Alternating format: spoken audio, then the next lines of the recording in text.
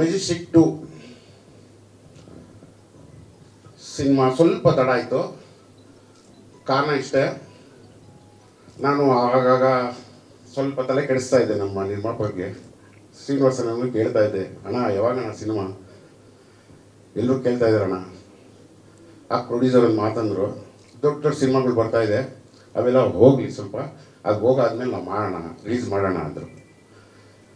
ಆ ಟೈಮ್ ಕರೆಕ್ಟಾಗಿ ನಮ್ಮ ನಿರ್ಮಾಪಕರಿಗೂ ಸ್ವಲ್ಪ ಹೆಲ್ತ್ ಅಪ್ಸೆಟ್ ಆಯಿತು. ಅದೊಂದು ಸ್ವಲ್ಪ ಡಿಲೇ ಆಯ್ತು ಅಷ್ಟೇ. ಸಿನಿಮಾ ತುಂಬ ಅದ್ಭುತವಾಗಿ ಬಂದಿದೆ. ಈಗ ತಾನೇ ಟ್ರೈಲರ್ ನೋಡಿದ್ರೆ, 3 ಹಾಡುಗಳನ್ನೂ ನೋಡಿದರೆ, ಇನ್ನು ಹೀರೋ ಹೀರೋಯಿನ್ ಆಗಲಿ, ಯಾವುದೇ ಸೀನಲ್ಲಾಗಲಿ, ಫೈಟಲ್ಲಾಗಲಿ ಎಲ್ಲೂ ಹೊಸಬ್ರು ಅಂತ ಅನಿಸಿಲ್ಲ ನನಗೆ. ಅಷ್ಟು ಶ್ರಮ ವಹಿಸಿ ಮಾಡಿದ್ರು. ಫೈಟ್ ಅಂತೂ ನಂದು ಪ್ರಸನ್ನ ಜೊತೆನೇ ಒಂದು 2 ಫೈಟ್ ಮಾಡಿದ್ವಿ. ತುಂಬ ಅದ್ಭುತವಾಗಿ ಮಾಡಿದ ಹುಡುಗ. ಆ ದೇವರು ಅವ್ರಿಗೆ ಒಳ್ಳೇದು ಮಾಡಲಿ.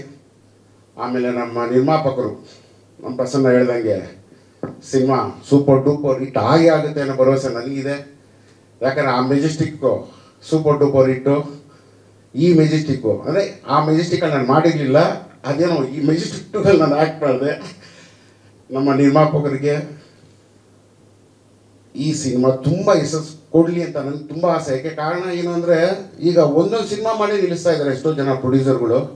ನಮ್ಮ ಪ್ರೊಡ್ಯೂಸರ್ ರೆಡಿ ಇದ್ದಾರೆ ನೆಕ್ಸ್ಟ್ ಸಿನಿಮಾ ಮಾಡೋದಕ್ಕೆ. ಅವರು ಒಳ್ಳೇದಾಗಲಿ. ಇನ್ನು ಈ ಮೆಜೆಸ್ಟಿಕ್ ಸಿನಿಮಾ ಆದಷ್ಟು ಬೇಗ ರಿಲೀಸ್ ಆಗ್ತಾ ಇದೆ. ಡೇಟು ನಮ್ಮ ನಿರ್ಮಾಪಕರು ಹೇಳ್ತಾರೆ. ಇನ್ನು ಜೊತೆ ನಮ್ಮ ಶ್ರುತಿ ಮೇಡಮ್ ಆಗಲಿ, ಮಹಾಲಕ್ಷ್ಮಿ ಮೇಡಮ್ ಎಲ್ಲರೂ ದೊಡ್ಡ ದೊಡ್ಡ ಆ್ಯಕ್ಟರ್ಗಳೇ ಮಾಡಿದ್ದಾರೆ.